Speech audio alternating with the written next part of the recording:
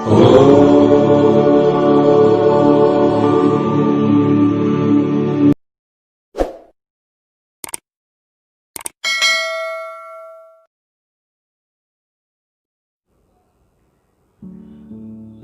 Padmashri channel के दर्शक स्वजनों को मेरा प्यार भरा नमस्कार।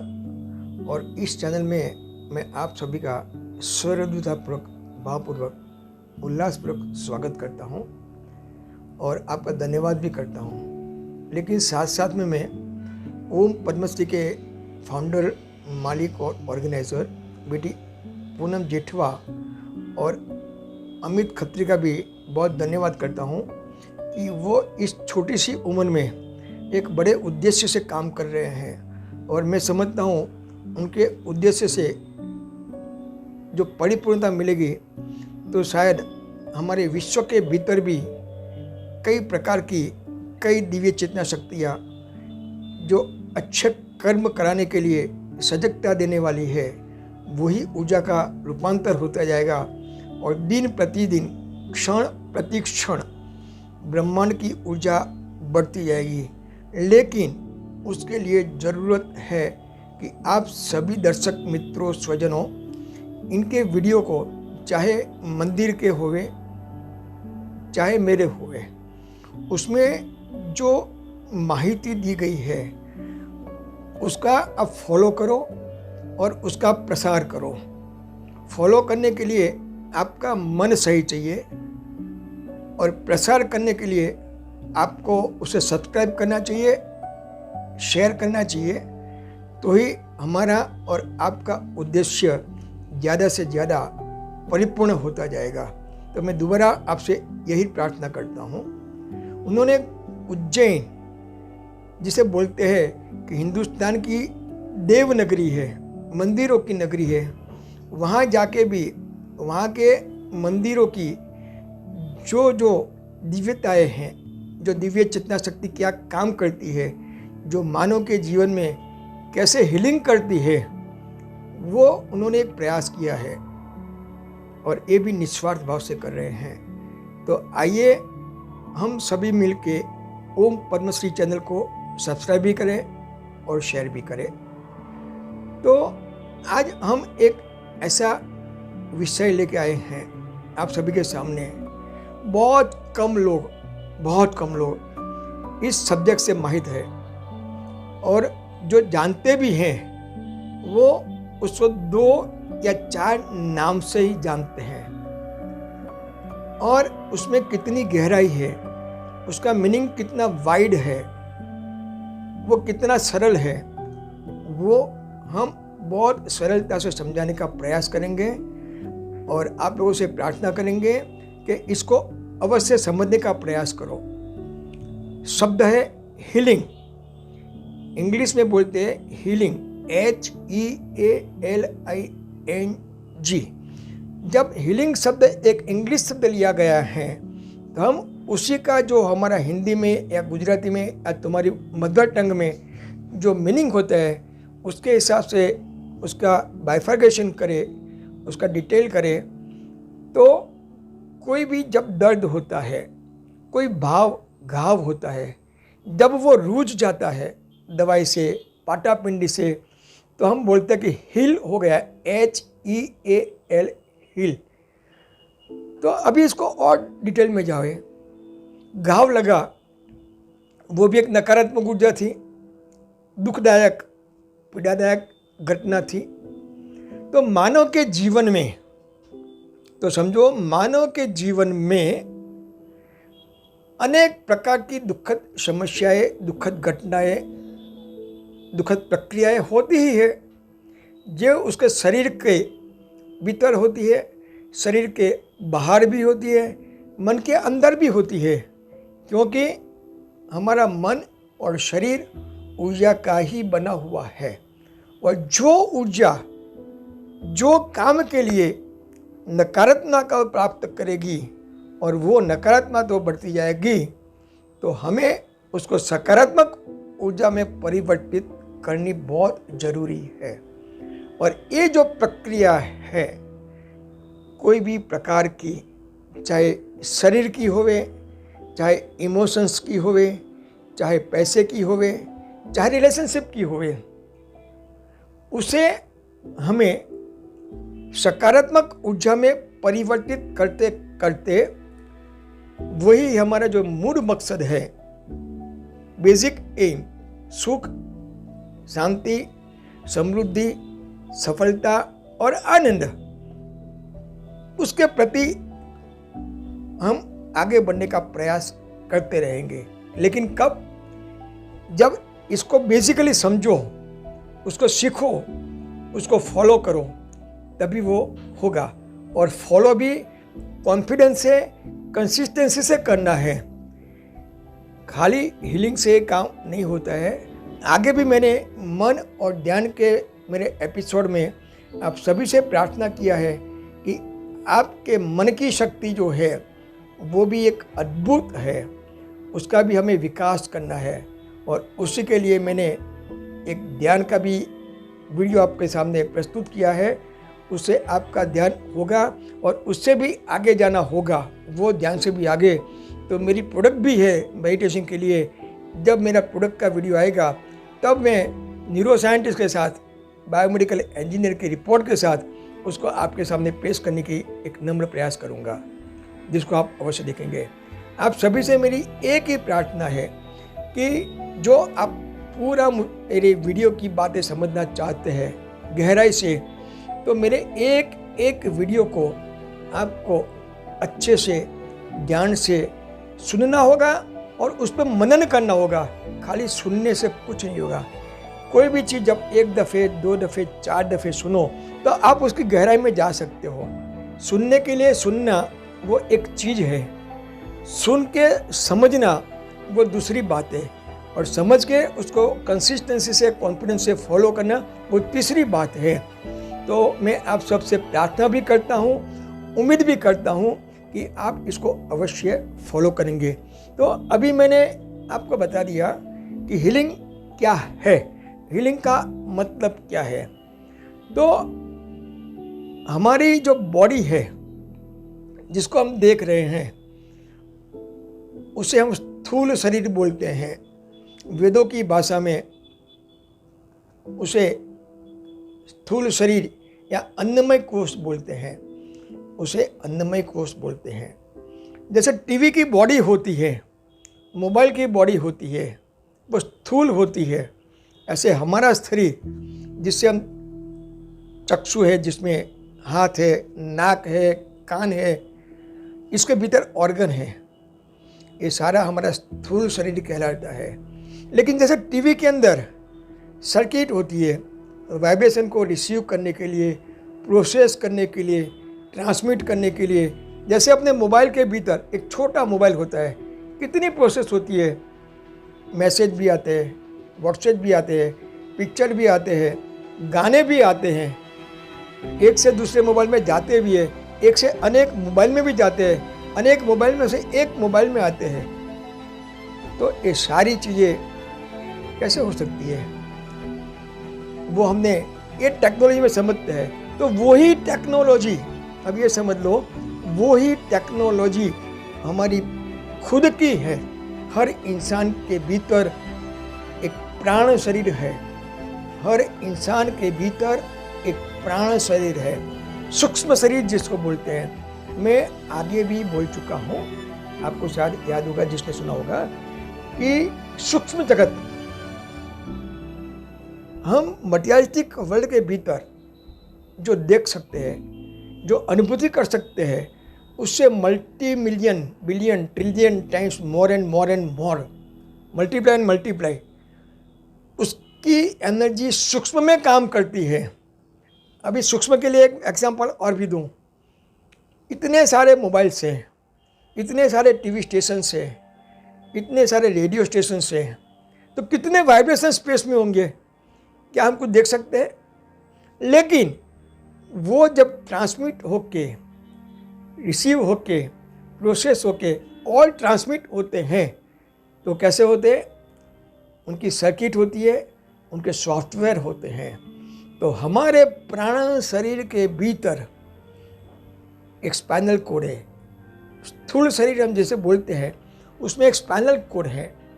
वो स्पाइनल कोड के भीतर हमारी सारी सर्किट है, 7 चक्रास, 7 चक्र जिसको बोलते हैं। चाहे वो आदमी कैसा भी होए, अपंग भी होगा, मंद बुद्धि भी होगा, इंटेलिजेंट भी होगा, उसका आईक्यू भी अच्छा होगा, ईक्यू भी अच्छा होगा, धनवान भी होगा, गरीब भी होगा, हेल्दी भी होगा, अनहेल्दी भी होगा, लेकिन हर इंसान के भीतर 7 चक्रास प्राण शरीर के भीतर हो सकता है कि एक किडनी न होवे, एक आंख न होवे, एक पांग न होवे, एक हाथ न होवे, लेकिन 7 chakras each and every human being में होता है।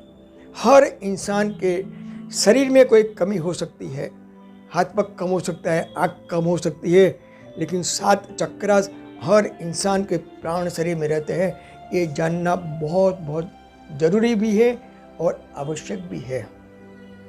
तो ये 7 चक्रास क्या है और 7 चक्र कैसे काम करते हैं, वो हमें जानना और उसके लिए सजग रहना बहुत बहुत जरूरी है। 7 चक्रास के भीतर क्या होता है वो भी जानना जरूरी है। 7 चक्रास कैसे होते हैं वो भी जानना जरूरी है। अभी हम उसमें डिटेल में जाते हैं। अभी दूसरा एक एपिसोड आएगा, उसमें आपको पिक्चर से ध्यान दूंगा। लेकिन हमारी spinal cord, upper part of the body जिसको हम बोल सकते हैं शरीर का ऊपरी हिस्सा, तो शरीर के ऊपरी हिस्से के भीतर हमारे 7 चक्रास लोकेटेड है इन द स्पाइनल कोड। और जैसे फेनल होती है, लिक्विड को गालने के लिए या डालने के लिए जो फेनल होती है, वैसा उसका शेप होता है। ऊपर से चौड़ा होता है, नीचे से वो होता है कि फ्लो होवे। तो ऐसी एक फनेल शेप की चक्रास होती है, जिसका जो मुख है छोटा वाला, वो हमारी स्पाइनल कोड में जाते हैं और बाहर के भाग में वो चक्रास दिखते हैं। हर चक्रास की अलग अलग पैटर्न्स होती है। जैसे कमल का फूल होता है, कमल के फूल की जो पंखड़ियाँ होती है, उसकी जो पंखड़ी होती है उसे हम पेटल्स बोलते हैं। तो हर चक्र की अलग अलग पेटल्स होती है, पंखड़ियाँ जिसको बोलते हैं। कोई चक्र की 4 है, किसी की 16 है, किसी की 10 है, किसी की 2 है, किसी की हजारों से भी ऊपर है। तो ये जो पेटल्स है, वो पेटल्स के भीतर तुम्हारे ऊर्जा के बिंदु हैं, अलग अलग बिंदु है, अलग अलग प्रकार की अलग अलग ऊर्जा। मैंने आगे इंट्रोडक्शन वीडियो में और ऊर्जा वीडियो में बहुत गहराई से समझाया है कि universe is made of energy and life is play of energy. Life of play of energy क्यों बोलता हूँ कि जैसे हम समझते हैं कि democracy is of the people, by the people and for the people, वैसे ही universe is of the energy, by the energy and for the energy. तो हम खुद भी ऊर्जा के ही बने हुए हैं, ऊर्जा के लिए ही हैं, ये हमें भी लागू पड़ता है। तो ये सारी ऊर्जा कहाँ से आती है, कहाँ रहती है? ऊर्जा की फ्रीक्वेंसी आज तक किसी ने देखा नहीं है। चाहे तुम्हारे मोबाइल में कोई मैसेज आया, अब फ़ोन आया, या तुम्हारे टीवी के भीतर कितने भी पिक्चर्स आती है, आवाज़ आती है, उसकी जो फ्रीक्वेंसी के वाइब्रेशंस आते हैं वो तो कोई देख ही नहीं सकता है। इवन जिसने वो सर्किट बनाई है वो भी नहीं देख सकता है। That can be measured. ये सारी बातें मैं अपने आगे के वीडियो में सुना चुका हूँ, तो इसे इसलिए रिपीट करता हूँ कि शायद आपने न सुना है तो आपके ध्यान में आवे। तो हमारी जो एक फॉर्म है, human form, that is nothing but the form of the energy, that is the form of the energy. और जो फॉर्म होता है, ये फॉर्म के लिए भी हमारा फिजिकल कंस्टिट्यूशंस कैसा होगा, हमारी आँख की रोशनी की ताकत क्या होगी, हमारी श्रवण करने की क्षमता क्या होगी, हमारा रिलेशनशिप का एनर्जी लेवल क्या होगा, ये सारी चीज़ें हमारे 7 चक्रास में रहती है। ये सारी ऊर्जा के बिंदु, उनकी सर्किट, उनके सॉफ्टवेयर, आपको जो भी टेक्निकल शब्द यूज़ करना है वो कर सकते हो, वो सिर्फ हमारे 7 चक्रा के भीतर ही है। क्यों कि एक एक चक्रा के भीतर, जब डिटेल में जाएंगे, पिक्चर लाएंगे तब बताएंगे उसको डिटेल में, लेकिन आज शॉर्ट में बात कर लेते हैं। आप इंतज़ार करिए, कॉशियस रहिए उसको सुनने के लिए, उसको जानने के लिए।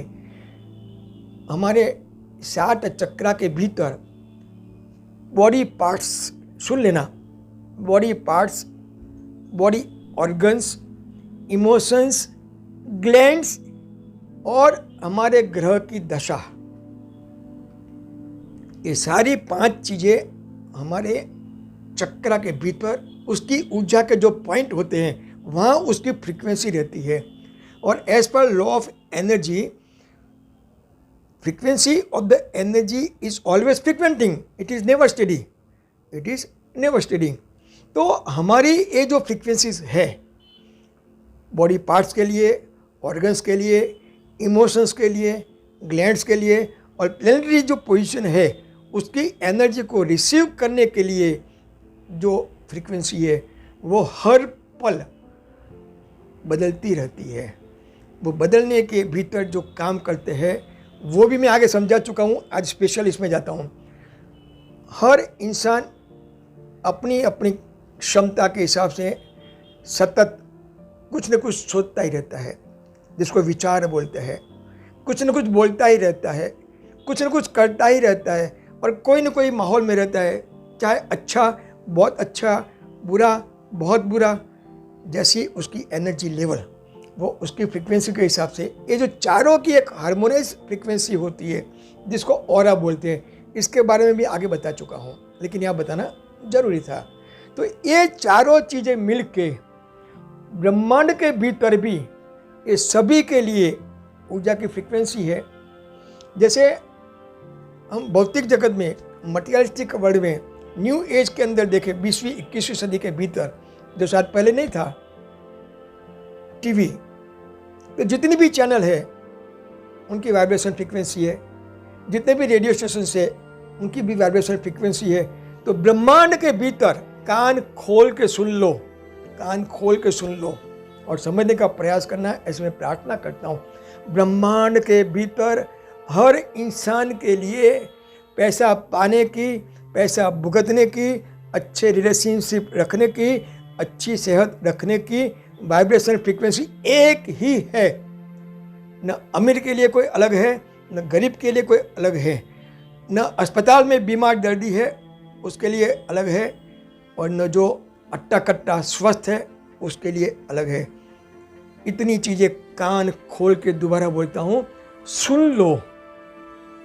और उसके लिए क्या करना है तो उसको भी आगे मैं समझाता हूँ। तो ब्रह्मांड की जो दिव्य चेतना शक्तियाँ है उसे हमें अट्रैक्ट करना है। किस किस के लिए? जो हमारा मकसद है उसी के लिए। हमारा मकसद तो सबसे पहले तो आनंद का होना चाहिए। चाहे तुम कोई भी सिचुएशन में होए, कोई भी परिस्थिति में होए, आपको आनंद चाहिए। चाहे सुखी हो, चाहे दुखी हो, चाहे हेल्दी हो, चाहे अनहेल्दी हो, चाहे सक्सेस हो या अनसक्सेस हो। तो ये सारी फ्रीक्वेंसी ब्रह्मांड में है। क्रिएटर बोलता है, ब्रह्मांड का सृजनहार चिल्ला चिल्ला के बोल रहा है, लेकिन हमारे कान बहरे हैं सुनने के लिए, हम उसे सुन नहीं सकते हैं। ब्रह्मांड क्या बोलते हैं मालूम है? आप सभी मेरे बच्चे हो, आप मुझे बहुत प्यारे हो, आइए मुझे जानो। मैंने आप सबके लिए सब कुछ एक सलीका बनाया है। एक माँ क्या अपने 2 बेटे के लिए कोई भेदभाव रख सकती है? उसको पैसे वाला बच्चा भी उतना ही प्यारा लगेगा, गरीब बच्चा भी उसका ही प्यारा लगेगा, हेल्दी बच्चा भी उसको इतना प्यारा लगेगा, अनहेल्दी बच्चा भी उसको प्यारा लगेगा। शायद हो सकता है कि वो अनहेल्दी बच्चे के लिए ज़्यादा मेहनत करेगी, ज़्यादा प्यार देगी। तो क्या ब्रह्मांड जो सबकी माँ है, ब्रह्मांड तुम्हारे माँ की भी माँ है, तुम्हारे माँ की भी माँ है, कितनों की माँ है?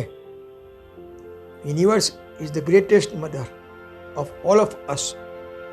तो उसने तो सबके लिए एक सरीखा बनाया है और फाड़ फाड़ के चिल्ला चिल्ला के बोल रही हैं, ले जाइए ले जाइए ले जाइए, सभी आपके लिए हैं।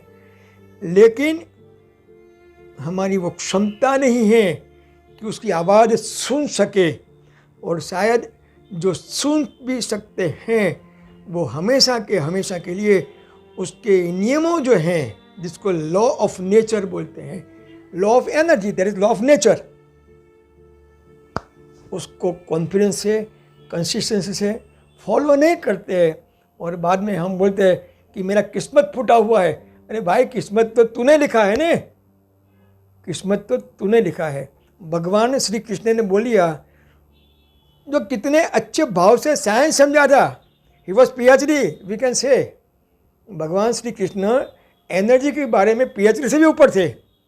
उन्होंने ऐसा बोल दिया कि कर्मण्य मां वाधिकारस्तु फलेषु मां कदाचन। हम लोगों ने इसका इंटरप्रिटेशन कैसे कर दिया, तुम कम कर्म करो फल भगवान देगा। कौन सा भगवान? इतने सारे भगवान हमने बना दिए हैं, कौन सा भगवान? बुरा मत मानना, क्षमा चाहता हूं। भगवान श्री कृष्ण को मालूम था क्या? E=mc² भी उनको मालूम था। और ऊर्जा रूपांतर के जो नियम हैं वो भी उनको मालूम था कि आप जब भी जो भी कर्म करोगे उसका जो परिणाम लॉ ऑफ नेचर ने जो रूल्स एंड रेगुलेशंस बनाया है उसके अधीन ही आपको मिलेगा। ये लिख के रखो, यहाँ पे लिख लो। इसीलिए आपको जो चाहिए उसी के लिए ही सोचो, उसी के लिए ही बोलो, उसी के लिए ही प्रॉपर काम करो और मैक्सिमम वैसे ही एनवायरनमेंट में रहने का प्रयास करो। तो वो सबसे बड़ी चीज़ होगी आपकी सकारात्मक ऊर्जा की फ्रीक्वेंसी से एट्यून होने की। ये हीलिंग की एक अलग बात है। मैंने बोला कि सूक्ष्म प्रक्रिया, वातावरण, एनवायरनमेंट भी एक हीलिंग का काम करती है। पहले के ज़माने में जब टीबी जैसा दर्द था तो उस ज़माने के वैद्य डॉक्टर हकीम बोलते थे कि भाई तुमको हिल स्टेशन जाके महीना 2 महीना आराम करके आओ, आपकी सेहत में फ़र्क हो जाएगा। तो क्या वो एनवायरनमेंट ने आपको हीलिंग किया कि नहीं किया? खाली ये मत समझो कि जो अलग अलग थेरापी है वही हीलिंग का प्रकार है। आज लोग को बोलते हैं recce healing, Lama Fera healing, crystal healing, वो तो उनके अलग अलग प्रकार है, 32 जात का हीलिंग है। लेकिन मैं अभी नेचर पे जाता हूँ। नेचर से सबसे बड़ा हीलर कोई नहीं है, नेचर से सबसे बड़ा हीलर कोई नहीं है। तो नेचर जो आपको हील कर सकती है वो शायद कोई प्रोसेस नहीं कर सकती है। आप नदी के किनारे जाके बैठो, सूर्य की सामने देख के बैठो, पूनम की चांदनी को देखो, आप हिल हो जाओगे। आप up to certain extent depending upon your belief system and receptivity, आप कहीं न कहीं क्वांटम में आप हील हो जाओगे। तो मैं दावे के साथ ये बोल सकता हूँ कि nature is one of the best and only the best healer in the world. तो पहले हम नेचर की बात करते हैं कि नेचर इज़ हीलिंग।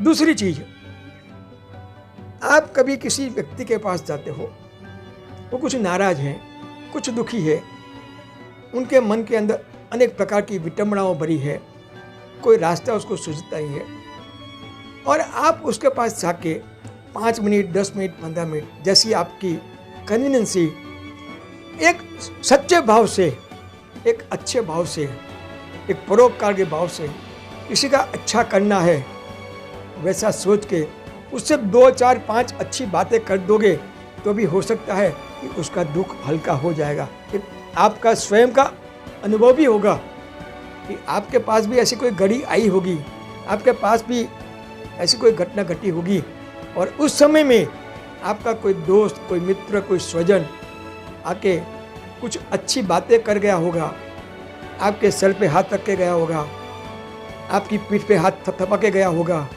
आपको कुछ इंस्पायरेशन मिले, ऐसे 2 शब्द बोल गए, तो आपका भी एक इनर एनवायरनमेंट चेंज होगा। अनुभूति है कि नहीं है आपको? गहराई से सोचो। तो ये 2 जो चीज़ है, नेचर और हमारे शब्द और हमारी बिहेवियर, वो भी बेसिक हीलिंग है, वो भी बेसिक हीलिंग है। तो हम एक काम नहीं कर सकते हैं कि बिना कुछ पैसा खर्च किए कोई हीलर के पास जाए बिना हम डेली नेचर के शरण में रहने का सीखे, कोई अच्छे दोस्तों से रिलेशन रखे कि जहाँ आके हम एक सकारात्मक ऊर्जा की परिवर्तित करने की प्रोसेस से पास हो जाए, गुजर जाए। तो ये दो चीज़ आपको मुफ्त मिलेगी। और हीलिंग एक ऐसी प्रोसेस भी है, हम जब फिजिकल वर्ल्ड में बीमार होते हैं और बाद में दवाखाने जाते हैं मेडिकल ट्रीटमेंट के लिए, तो अभी ये समझो कि हमें जीवन कैसा जीना, हम हमेशा स्वस्थ रहे या बीमार होकर डॉक्टर के पास जाके दवाई खा खर्चा करे और दवाई पिए, विच इज़ बेटर? कौन सा बेहतर है? स्वस्थ रहने का सीखे या डॉक्टर के पास जाके पैसा देने का और दवाई खाने का सीखे? आप सोचो। तो इसीलिए बोलता हूँ कि सबसे पहले हमें हमारे मन को स्वस्थ रखना है और उसके लिए दो चीज़ मैंने पहले बता दी आपको। अभी हीलिंग के लिए मैं अभी आगे जाकर और बात करता हूँ। भारतीय संस्कृति जैसी कोई परंपरा नहीं है, भारतीय संस्कृति जैसी परंपरा नहीं है। हमारे जो मंदिर हैं, they are also the healing centres. हमारे जो मंदिर हैं वो भी हीलिंग सेंटर्स हैं। वहाँ जाने के बाद भी भगवान के चरण में और मंदिर के द्वार पे सिर झुकाते हैं, वहीं हमारी कठिनाइयाँ कुछ कम हो जाएगी, ऐसे हमें एक उम्मीद पैदा होती है। वो उम्मीद ही हमारे में सकारात्मकता लाती है और जब उसके चरण में जाके झुकते हैं तो हमारी उम्मीद और कुछ ज़्यादा मजबूत होती है। लेकिन इसमें एक शर्त और भी है। आप शायद सोचेंगे अभी कौन सी शर्त? वो मंदिर भी, वो गुरुद्वारा भी, वो मस्जिद भी एक डिवाइन एनर्जी, दिव्य चेतना शक्ति युक्त होना चाहिए। दिव्य चेतना शक्ति युक्त होना चाहिए। शायद ये बात आपको कितनी जचेगी मैं नहीं जानता हूँ, लेकिन उसको सोचना। आपने शायद सोचा होगा, अनुभूति भी किया होगा, किसी के सामने सुना होगा कि मैं इस मंदिर में गया था तो मुझे अच्छा लगा, मैं इस मंदिर में गया तो मुझे कोई फीलिंग नहीं आई। क्यों? मैं बोलता हूँ कि देवस्थान भी हीलिंग पॉइंट है, लेकिन उसकी दिव्य चेतना शक्तियाँ भी जो ज़्यादा होगी तो ही उसके चरण में और शरण में जाने वाले को हीलिंग प्रक्रिया की जो फ्रीक्वेंसी है वो अवश्य प्राप्त होती ही है। लेकिन दिन प्रतिदिन हमारी भी कुछ गलतियां हैं, जो अच्छे अच्छे देवस्थान हैं उनकी भी ऑरा, वहाँ जाके हम जो बेगिंग करते हैं, हम जो दंभ करते हैं, हम जो आडंबर करते हैं, और उसके हिसाब से शायद हो सकता है कि वहाँ की जो एनवायरमेंटल एनर्जीज को ऑरा बोलते हैं वो कुछ न कुछ अप टू सर्टेन एक्सटेंट जिसकी रिसेप्टिविटी कम होती है, उनको वो हीलिंग इफेक्ट या वो भाव नहीं आने देती है। तो और भी एक प्रार्थना करता हूँ, कभी भी कहीं भी कोई भी मंदिर में, देवस्थान में, पूजा घर में जाओ तो शुद्ध भाव से जाओ, अच्छे भाव से जाओ, और उसका जो व्यवहार है वो भी आपकी ऑरा को और वहाँ आने वाले की सभी की ऑराओं को बढ़ाए। ऐसी कुछ ऊर्जा आप भी प्रदान करो तो आपको और दूसरों को भी अवश्य फ़ायदा ज़्यादा होगा। ये भी एक चीज़ नोट करके चलना। ये चीज़ आज तक मैं समझता हूँ कि बहुत कम लोगों ने कही होगी, और जो हमारे योगी ऋषि मुनि परंपरा थी 5000 साल पहले की राजाओं के टाइम में, वो परंपरा में ऋषि मुनि ने ठोक ठोक के बोला है कि कहीं भी मंदिर, मस्जिद, गुरुद्वारा होवे, उसकी ऊर्जा को, उसकी चेतना शक्ति को बढ़ाने के लिए जितनी वहाँ स्थापित की हुई दिव्य चेतना शक्ति युक्त प्रतिमा की होती है, उतनी जिम्मेवारी वहाँ आने वाले डिवोटी की, भक्त की भी होती है। तो आइए इसको भी फॉलो करना शुरू कर दे। तो पहले हम गए नेचर पे, नेचर से हम आए हमारे वाणी और भाव पे, अभी आए हम मंदिर और गुरुद्वारा पे, मस्जिद और गुरुद्वारा पे। तो ये भी मैं तो बोलता हूँ पिकनिक पॉइंट, मैं तो यहाँ तक भी बोलता हूँ कि आपके जो पिकनिक पॉइंट है वो भी हीलिंग पॉइंट है, वो भी हीलिंग पॉइंट है ना। तो ये सारी चीज़ें समझना हमें बहुत ज़रूरी है। अभी इससे आगे हमारी भारतीय संस्कृति में मंदिर मस्जिद से आगे जाएंगे। मैं धर्म की बात बाद में करूँगा, लेकिन ये सारी चीज़ें ऊर्जा की है। धर्म और आध्यात्मिकता, अभी ये भी समझ लो कि धर्म और आध्यात्मिकता वो विज्ञान से अलग न थी, न है, न होगी। धर्म और आध्यात्मिकता न विज्ञान से अलग थी, न है, न होगी, क्योंकि वो भी ऊर्जा का ही एक नाम तो है, लेकिन उसमें ऊर्जा के जो नियम हैं वो समझाए गए हैं। ऊर्जा ट्रांसमिशन के जो नियम हैं वो समझाए गए हैं। केमिस्ट्री में केमिस्ट्री के रूल्स आते हैं, फिजिक्स में फिजिक्स के रूल्स आते हैं, कंप्यूटर इंजीनियरिंग में कंप्यूटर के रूल्स आते हैं। तो वैसे जैसे हमारे पास ये साइंस की जैसे हम स्कूल कॉलेज में पढ़ाई करते हैं, वैसी वैसी जो ब्रांचेस हैं जिसमें उसके लगते जो रूल्स एंड रेगुलेशंस होते हैं, तो धर्म और आध्यात्मिकता ये भी ऊर्जा रूपांतरों के अधीन बनाए गए हुए सच्चे और एनर्जेटिक रूल्स के अधीन काम करने वाले की एक ब्रांचेस है। समझो कि धर्म में तुमको बताया गया कि मंत्र करो, तो मंत्र भी कौन सा अच्छा है? जो तुम्हारे मन को शांत करे, जो तुम्हारी नकारात्मक ऊर्जा को सकारात्मक ऊर्जा में परिवर्तित करे, वो मंत्र, वो सिद्ध मंत्र बोले जाते हैं। ऐसे में आज तो किसी ने टीवी पे किसी ने बोल दिया, भाई ये मंत्र करो शनि महाराज का, ये मंत्र सूर्य का करो, ये मंत्र गणपति का करो। वैसे कोई काम नहीं होते, वैसे कोई काम होते नहीं है। मंत्र की भी एक वाइब्रेशन, हर मंत्र की खुद की एक वाइब्रेशन फ्रीक्वेंसी होती है, और वो मंत्र उसको रिसीव करने के लिए भी तुम्हारे मन के भीतर भी रिसीविंग कैपेसिटी भी चाहिए। ये जब दोनों एक फ्रीक्वेंसी ट्यून होगी तभी आपको वो मंत्र का पावर कुछ इफेक्ट देगा। तो ये मंत्र के बारे में बहुत शॉर्ट में कहा, जब मेरी प्रोडक्ट की बात आएंगी तब उससे भी बात करेंगे। वैसे यंत्र, मैं भी हिंदी संस्कृति की बात करता हूँ, वहाँ जो है वो इतना भंडार है कि आप उसको जो शास्त्रों में जाएंगे, वेदों में जाएंगे, और उसका सही इंटरप्रिटेशन, उसको सही ढंग से निष्पक्षता पूर्वक कोई भी संस्कृति के प्रभाव में आए बिना उसको समझने का नम्र प्रयास करेंगे, तो मैं अचूक दावे के साथ आपको बोल सकता हूँ कि आपको हमारी संस्कृति कितनी महान थी उसकी एक झांकी मिलेगी, एक प्रसन्नता की अनुभूति होगी आपको कि हमारी संस्कृति इतनी महान है। तो जैसे मंत्र है वैसे ही यंत्र है। यंत्र इज ए ज्योमेट्री, यंत्र इज ए ज्योमेट्री। कोई यंत्र स्क्वायर होते हैं, कोई ट्रायंगल होते हैं, कोई राउंड होते हैं, उसमें भी डायमेंशंस होते हैं। तो ये जो सारी चीज़ें हैं जब परफेक्टली एट्यून उसकी फ्रीक्वेंसी से होगी, यूनिवर्सल फ्रीक्वेंसी से, तभी वो यंत्र सिद्ध बोलेगा। सिद्धि का मतलब क्या? सिद्धि का मतलब क्या? एक छोटी सी मिसाल, आपने मोबाइल का कार्ड लिया, उसको एक्टिवेट किया, उसका मतलब क्या कि आपका जो मोबाइल कार्ड जो कंपनी का है उसकी जो वाइब्रेशन फ्रीक्वेंसी है उसका टावरों की, वो फ्रीक्वेंसी के साथ आपका कार्ड जोड़ दिया, इसलिए बोलते हैं उसको एक्टिवेट ने, तभी वो काम करेगा, तभी वो काम करेगा। तो तुम्हारे मंत्र और यंत्र भी सिद्ध होने चाहिए, तभी वो तुम्हारी दुख दर्द काटने की, अच्छे संबंधों बनाने की, रिद्धि सिद्धि देने की, आनंद देने का काम करेगा।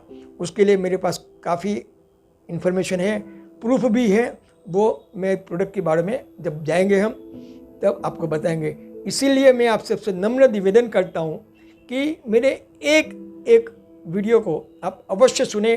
2-4 वीडियो देखेंगे, सुनेंगे तो शायद आपको पूरी डिटेल नहीं मिलेगी और आप उसको अलग ढंग से उसका मूल्यांकन करेंगे। तो मेरी प्रार्थना है कि हमारी जो भारतीय संस्कृति है उसके अंदर की जो नेचुरल पद्धतियाँ हैं वो मैंने बनाई।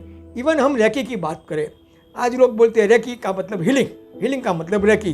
रेकी शब्द हीलिंग का पर्याय हो गया। आज मैं बोलता हूँ 32 जात की हीलिंग प्रोसेस है। This is a type of healing. Reiki is one of the type of healing. Lama Fera healing है, प्राणिक हीलिंग है, संजीवनी हीलिंग है, मंत्र हिलेंगे, हमारी भक्ति क्या है? हिंदुस्तान की सबसे प्राचीन परंपरा भक्ति की है। आप भजन गाओ, वो भी भक्ति है, उससे भी आपकी फ्रीक्वेंसी चेंज होती है और कानून मिलता है ना।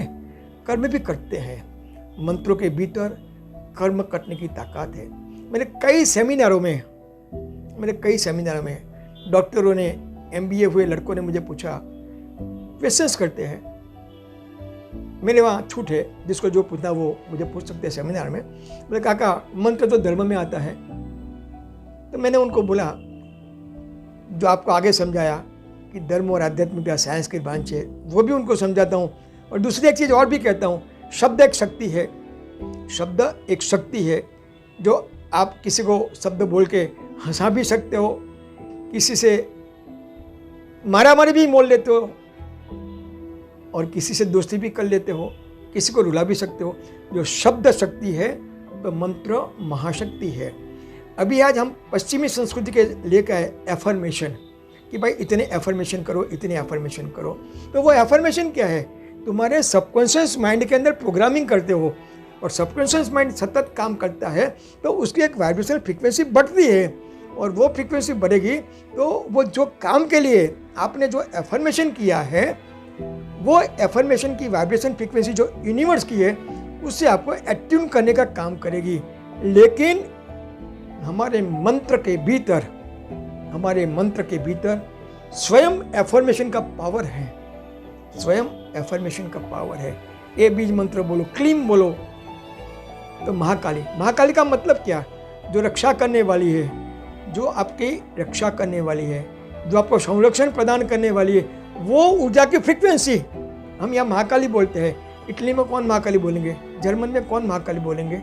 लेकिन जो टाइप और फॉर्म हमने बोल दिया, नाम भी हमने ही दिए हैं, लेकिन वो नाम हमने किसको दिया, किस फ्रीक्वेंसी को दिया? जो रक्षा करने वाली है उसने हमने महाकाली बोल दिया। जो पैसा देने वाली है, वो ऊर्जा की जो फ्रीक्वेंसी है, जो प्रकार है, उसने हमको महालक्ष्मी बोल दिया। जो सरस्वती नाम दिया किसको, कि जो हमें बुद्धि देने वाली है, पढ़ाई कराने वाली है, सफलता देने वाली है, वो जो ऊर्जा की फ्रीक्वेंसी है, उसे हमने सरस्वती बोल दिया। ये हमने नाम दिए हैं, लेकिन ultimately that is the type and frequency of the same energy, because energy is having different type of frequencies for the different type of work। तो जब अभी हम ये सोचते हैं कि इस जन्म में एक ऐसे काम करता है, हीलिंग क्यों लेना चाहिए?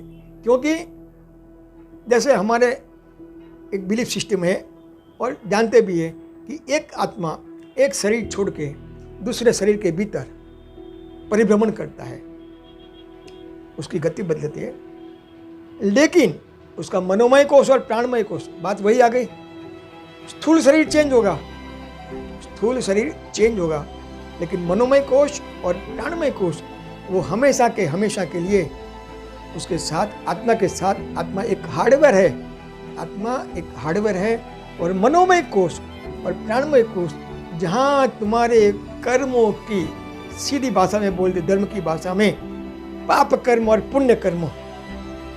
हर काम के पाप कर्म भी होते हैं, हर काम के पुण्य कर्म भी होते हैं। उसका मतलब नेगेटिव एनर्जी हर काम के लिए अलग अलग फ्रीक्वेंसी होती है, सकारात्मक ऊर्जा पॉजिटिव एनर्जी हर काम के लिए अलग अलग फ्रीक्वेंसी की होती है।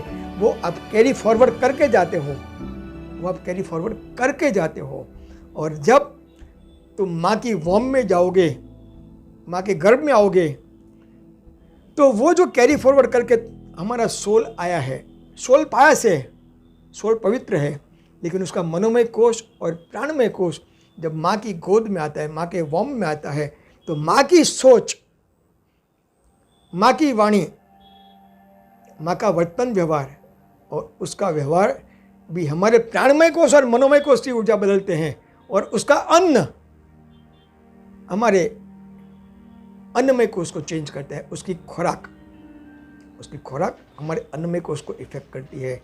तो ये सारी चक्र चलती रहती है। जब हम बाहर आते हैं माँ की वॉर्म से, उसके बाद तो हमारी खुद की सोच हो जाएगी, हमारी खुद की वाणी हो जाएगी, हमारे खुद का एनवायरनमेंट हो जाएगा। तो ये सारी चीज़ें बनते बनते हम हमारी ज़िंदगी का एक निर्माण कर रहे हैं, हमारी जिंदगी का एक निर्माण कर रहे हैं। और वो निर्माण भी हमारी विचार, वाणी, वर्तन, व्यवहार और वातावरण के हिसाब से हम बदलते रहेंगे। तो जो हमें सुख, शांति, जो हमारा सबका मिशन है, हमारा भी आपका भी है, तो उससे चाहिए तो ध्यान और हीलिंग ये दोनों सीखो और दोनों विद द कॉन्फिडेंस, कंसिस्टेंसी से करो, तो धीरे धीरे क्रमशः आपकी सकारात्मक ऊर्जा, आपने प्रोग्रामिंग कर दिया है ना कि मुझे ये चाहिए, आपने प्रोग्रामिंग कर दिया है, आपने कोडिंग कर दिया है। तो कोडिंग डिकोड होता है ना, आप कंप्यूटर में प्रोग्रामिंग करते हो, मेमोरी कार्ड में भी प्रोग्रामिंग करते हो, कोडिंग करते हो ना। तो हमें भी हमारे जीवन के भीतर हमारे मनोमय कोश को मजबूत करना है, हमारे प्राणमय कोश के भीतर, चक्रा के भीतर जो चक्रास है, वो उसकी जो ऊर्जा है हर पार्ट के ऑर्गन्स की, इमोशंस की, उसे हमें उसकी एक फ्रीक्वेंसी बढ़ानी है, जो ब्रह्मांड की दिव्य चेतना शक्ति जिसके लिए है उससे जुड़े, उसको हम अट्रैक्ट करें, उसको हम प्रोसेस करें, उसको हम मटीरियलिस्टिक वर्ल्ड में लावें।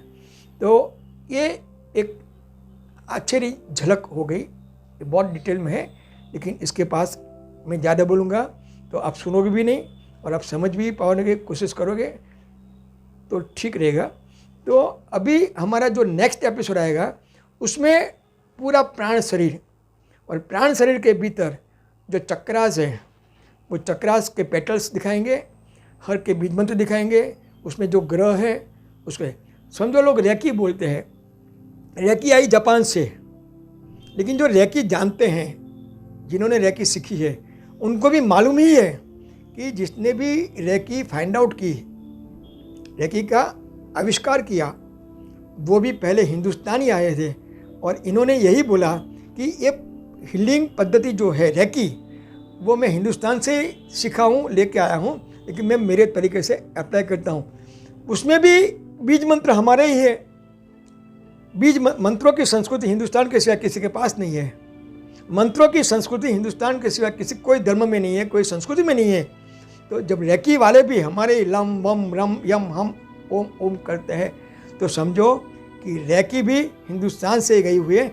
तो हमारी जो प्राचीन पद्धतियाँ हैं उसे, उसकी धरोहर को हम न्यू एज टेक्नोलॉजी में लाके उसका ज़्यादा से ज़्यादा फ़ायदा क्यों ना लेवे। आप सोचो, मेरे पास काफ़ी इन्फॉर्मेशन है, नॉलेज तो आपके पास भी है, उसको आप शेयर करो और लोगों को एक फ़ायदा कराओ कि यूनिवर्सल फैक्ट्स जो हैं, मैं कोई नया नहीं कर रहा हूँ, मैं आपके सामने जो भी चीज़ें रिप्रेजेंट करता हूँ वो यूनिवर्सल फैक्ट्स हैं, जिसे हम अच्छी तरह से माहित हुए तो हमारी कुछ सजगता बढ़ेगी, और जैसे जैसे सजगता बढ़ेगी हमारी चेतना शक्ति का विकास होगा, और जैसे जैसे हमारी चेतना शक्ति का विकास होगा हम हमारी जो चाहत है उसमें आगे बढ़ते जाएंगे, और उसमें पूरा विश्व आपको सहयोग करेगा और आप भी पूरे विश्व को सहयोग करोगे। धन्यवाद आप सभी का। कुछ अभी आगे सुनना है तो सुनने के पहले सातों चक्रों की बहुत डिटेल आएगी, उसका कलर कैसा है, उसका बीज मंत्र कैसा है, उनके पेटल्स कितने हैं, कौन से पार्ट्स हैं, कौन से ऑर्गन्स हैं, ये सभी हम धीरे धीरे आपके समक्ष लाएंगे। तो उसको भी आप देखने के लिए उत्सुक होंगे। तब तक हमें आज्ञा दें। आप सभी का धन्यवाद। ओम शांति।